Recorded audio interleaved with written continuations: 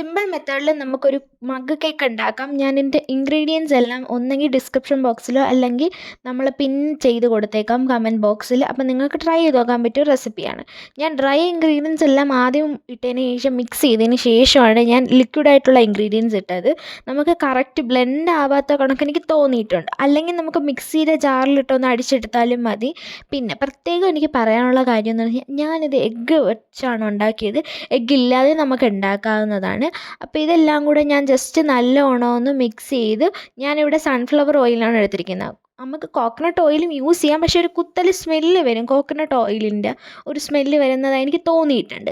പിന്നെ മുട്ടയുടെ സ്മെല്ല് പോകാൻ വേണ്ടി ഞാൻ കുറച്ച് വാനില എസൻസ് ഒഴിച്ചിട്ടുണ്ട്. പിന്നെ ചോക്ലേറ്റ് ചിപ്സ് ഇത് ഓപ്ഷണലാണ് കേട്ടോ.